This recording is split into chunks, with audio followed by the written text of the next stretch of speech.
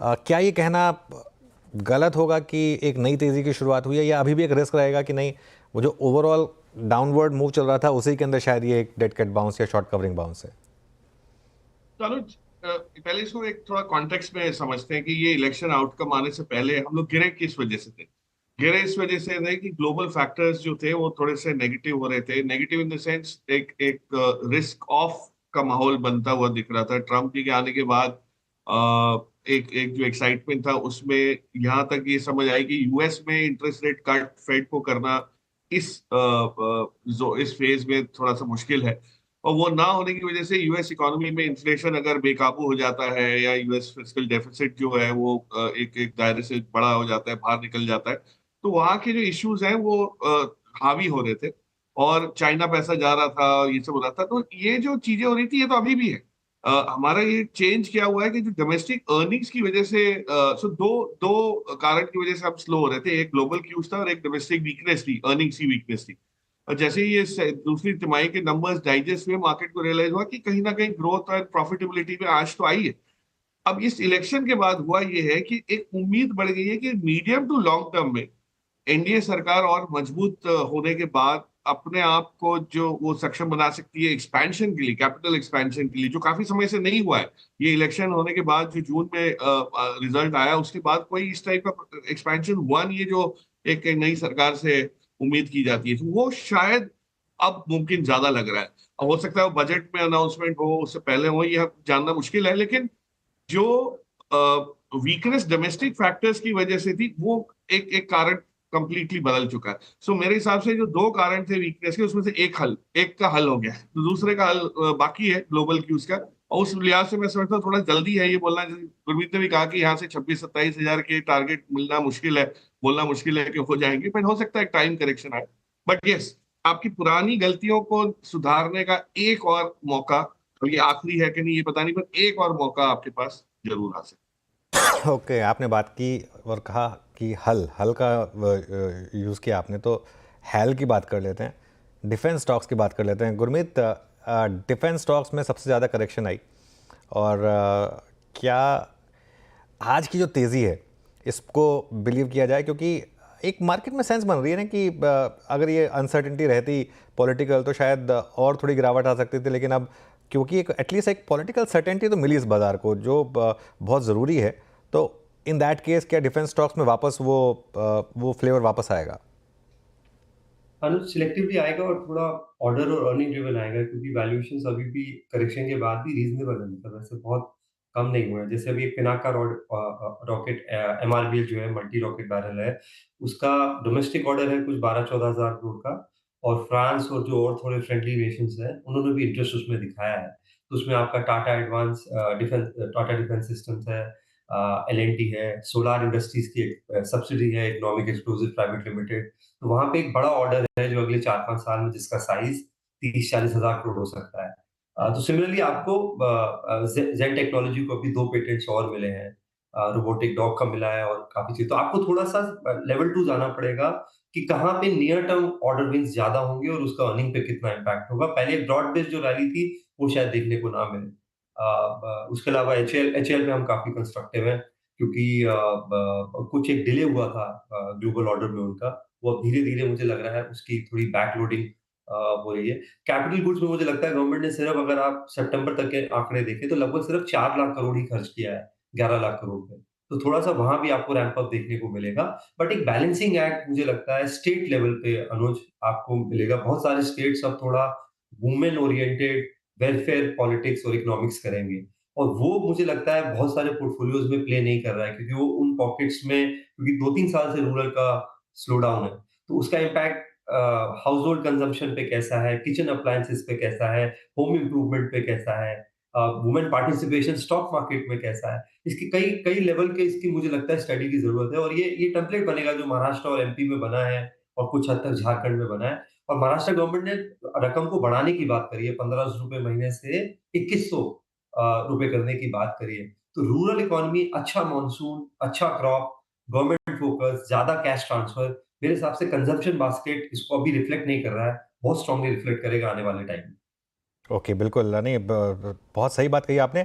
प्रकाश, मैं सेम सवाल थोड़ा अलग तरीके से आपसे पूछता हूँ। गुरमीत ने मेंशन किया कैपिटल गुड्स, और आज के टॉप गेनर्स में सीमेंस, एबीबी, कुछ हद तक लार्सन एंड ट्यूब्रो, ये एक ऐसी पॉकेट रही जहाँ पर क्लियरली एक स्लो डाउन था, केपेक्स कम हो रहा था। अब मार्केट ने अज्यूम किया है कि सेकेंड हाफ में केपेक्स जोर से पिकअप करेगा, तो क्या इन स्टॉक्स को लिया जाए, क्या पोर्टफोलियो में एडअप किया जाए, लोडअप किया जाए इन स्टॉक्स से? ठीक है अनुज, कैप गुड्स में डेफिनेटली एक्सपेंशन, जैसे ही खर्चा सरकार की तरफ से बढ़ेगा, जो 4 लाख करोड़ से 11 जाना है, जो गति शक्ति प्रधानमंत्री गति शक्ति योजना के तहत काफी बजटेड एलोकेशन है। अब उसमें किन सेक्टर्स पे सरकार फोकस करती है, थोड़ा सा इसमें डिबेट ये हो सकता है कि ये जरूरी नहीं है कि सरकार सिर्फ डिफेंस में या बाकी चीजों में, इस टाइप की रेलवेज में खर्चा करे। आप देखिए, जो जीत हासिल हुई है वो कई वायदों पे हुई है।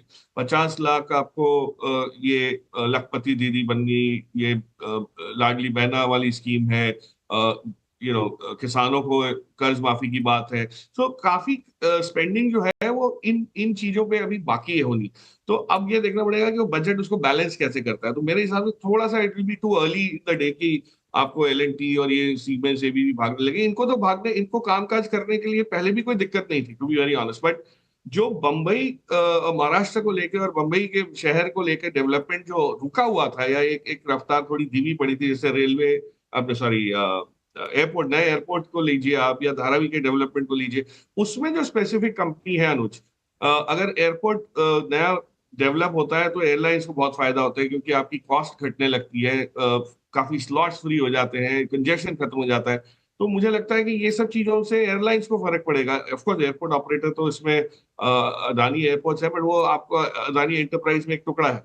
दूसरी चीज आप देखिए, धारावी में इतना बड़ा डेवलपमेंट शुरू हुआ था, लेकिन रफ्तार नहीं पकड़ पाया। तो वहां जो सॉल्व जैसे जैसे इश्यूज होते जाएंगे, प्रोग्रेस होगा, आपको वहां की कंपनीज को फायदा होगा। और एक एरिया जो बंबई के शहर को लेके बहुत चिंता बनी हुई है, वो सीवरेज की है, जो बहुत सालों से, करीब 90 सालों से ओवरहॉल नहीं हुआ है। तो इसमें जो कंपनीज है सैनिटेशन में, पाइप्स में, सीवेज में, वहां पे आपको एक एक ऑर्डर फ्लो थोड़ा सा कन्विक्शन के साथ आता हुआ दिखेगा। सो आई थिंक थोड़े से माइक्रो बेसिस पे जाए तो ये सब इश्यूज है। बट जनरली मुझे लगता है कैप गुड्स और इंफ्रास्ट्रक्चर का जो इम्प्रूवमेंट है उसको तो थोड़ा समय लगेगा। सिर्फ इस जीत से शुरू हो जाए ये मैं नहीं मानता। थोड़ा समय और दीजिए तो आपको क्लैरिटी आ जाएगी। बिल्कुल, तो ये बात मैं मानता हूँ। अच्छा गुरमीत, जो आपने बात कही, अभी तो मार्केट सेलिब्रेटरी मूड में है, लेकिन इसका एक पिटफॉल ये भी तो है ना कि थोड़ा सा फिजिकल पर क्या इम्पैक्ट आएगा, and at the end of the day freebies win. मतलब ये भी तो एक सच्चाई है। अभी तो मार्केट सेलिब्रेट कर रहा है, लेकिन फैक्ट तो ये है कि भाई all sudden done Ladli Behna scheme है, जो भी 1500 रुपये पर महीने अकाउंट में डायरेक्टली आए हैं, वो डिसाइसिव फैक्टर था। डेवलपमेंट वगैरह सब अपनी जगह है, लेकिन डिसाइसिव फैक्टर खुद महायुति वाले कह रहे हैं कि डिसाइसिव फैक्टर तो वही था। और मैं सैटरडे को आया था, बात हो रही थी, हमारे यहाँ जो ऑपोजिशन मेंबर्स हैं उन्होंने भी यही कहा था कि हमने तो ग्राउंड पे देखा है इसका इम्पैक्ट। तो कहीं ना कहीं मार्केट को क्या फिजिकल गणित, उस पर भी थोड़ा सा प्रेशर, उसको भी थोड़ा सा स्वीकारना पड़ेगा। अनुज, इमीडिएटली नहीं, क्योंकि शायद स्टेट लेवल पे इम्पैक्ट पड़ेगा। महाराष्ट्र पक्का 3% से ज़्यादा करेगा फिस्कल डेफिसिट, जिस हिसाब की स्कीम्स है। स्टेट लेवल पे ज़्यादा है, आपको स्टेट बॉन्ड्स में ज़्यादा देखने को मिलेगा। सेंट्रल लेवल पे अभी भी गवर्नमेंट थोड़ी कंफर्टेबल है, क्योंकि कुछ नेशनल अभी वो नैरेटिव नहीं है। स्पेंडिंग उन्होंने कम करी है, टैक्स कलेक्शन अभी तक रोबस्ट है। एक जो ग्रोथ स्लोडाउन है उसको थोड़ा-सा मुझे लगता है एड्रेस करना पड़ेगा। मैं स्लोडाउन नहीं बोलूँगा, सॉफ्टनिंग बोलूँगा। तो थोड़ा-सा हमें जीडीपी नंबर्स में और मैक्रो डेटा में देखने को मिला है। और वहाँ पे मेरा ये मानना है कि थोड़ा-सा मुझे लगता है गवर्नमेंट ने जो जो टैक्सेशन है, वहाँ पे कुछ उसको तो आपको थोड़ा-सा शायद शॉर्ट टर्म पेन एक लेना पड़ेगा कि कंजम्पशन को वापस ना जाने दें।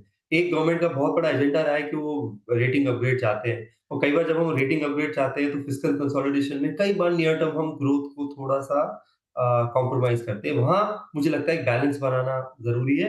बट मेरा ये मानना है अनुज कि सबसे बड़ा जो फैक्टर है बाज़ार के लिए मेरे हिसाब से वो अर्निंग्स है। और इस साल का जो ईपीएस एस्टिमेट लग रहा है वो 7-8% लग रहा है। तो 7-8% अगर आप एफवाई 25 का लेंगे इस साल का, तो बाज़ार अभी भी 21 के आसपास अर्निंग पे है।